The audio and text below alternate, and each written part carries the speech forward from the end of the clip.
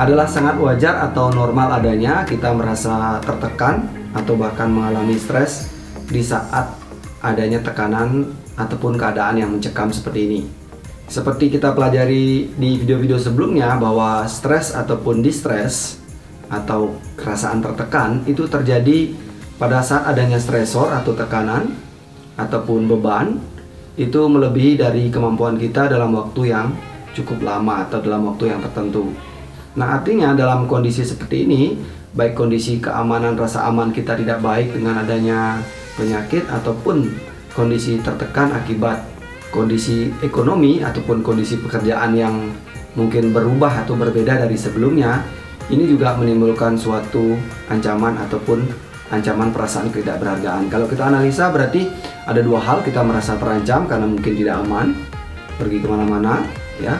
Yang kedua adalah perasaan terancam karena kita merasa tidak berharga. Ada sisi di mana kita harusnya bekerja, kita mampu melakukan sesuatu, atau mungkin kita bisa leluasa seperti dulu, sekarang menjadi tidak leluasa lagi. Nah, ini membuat perasaan kita menjadi tidak berharga dalam diri kita. Nah, perasaan-perasaan di mana pada saat kita memiliki suatu keinginan untuk berkarya atau keinginan untuk menjadi berharga dengan cara melakukan sesuatu, itu terhambat. Nah, sehingga secara bawah sadar kita menang diri kita ini tidak baik pada saat ini, tidak melakukan sesuatu seperti yang biasa kita lakukan. Nah, artinya keadaan ini memang membuat kita, memaksa kita untuk berada di mana kita harus berpikir yang berbeda untuk melakukan aktivitas yang mungkin dulunya bisa kita lakukan dengan mudah, sekarang akan memerlukan suatu cara ataupun upaya yang berbeda sehingga kita masih tetap bisa melakukan sesuatu.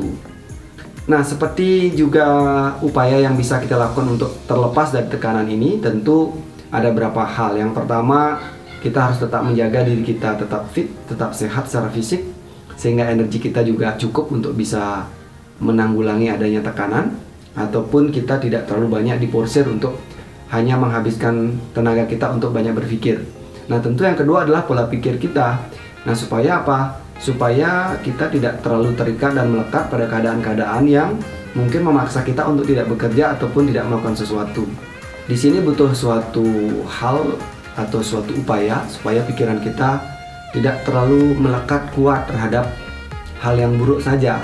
Materi-materi berupa ketakutan-ketakutan, kemudian postingan-postingan yang bersifat membuat kita merasa takut, merasa tertekan, itu juga membuat kita menjadi tambah beban. Nah, artinya kita perlu belajar bagaimana untuk beranjak dari pikiran negatif menuju ke pikiran yang positif. Nah, tentu ini juga dibutuhkan upaya supaya antara pikiran, perasaan, dan energi kita selaras dalam kondisi yang positif. Nah, ada satu tips yang mungkin kita bisa praktekkan sehari-hari, ya. Saya memberi judulnya bahwa saya masih di sini. Ya, kata saya berarti diri kita yang sebenarnya, energi yang dalam diri ini, yang merupakan diri kita ini, sebenarnya kita tidak sedang pergi kemana-mana. Nah, ketika kita bisa mendiamkan dia dan mengamati dia, dan pikiran kita tidak loncat kemana-mana, perasaan kita tidak gundah, galau begitu, atau tidak menjadi cemas atau khawatir, nah itu akan membantu kita untuk menjadi tenang di saat seperti ini, sehingga di saat itulah kita bisa berpikir untuk apa yang bisa kita kerjakan. Nah, tentu banyak hal yang bisa kita kerjakan, tetapi setiap orang tentu memiliki keahlian dan kemampuan yang berbeda-beda, memiliki cara-cara yang bisa dilakukan.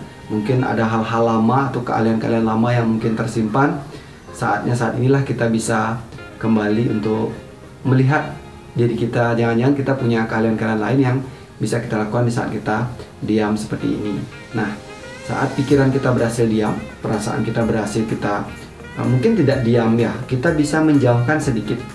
Artinya ada pikiran bahwa ada bahaya, ada pikiran bahwa saya tidak baik karena saya tidak melakukan apa-apa, ya itu wajar-wajar saja. Tetapi kita sedikit jauhkan, pisahkan dengan diri kita tetap dengan diri kita, tetap berada di sini.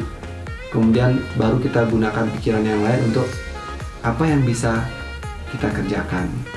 Semoga ini membantu, memberi inspirasi di saat-saat seperti ini. Terima kasih, sampai jumpa di video selanjutnya.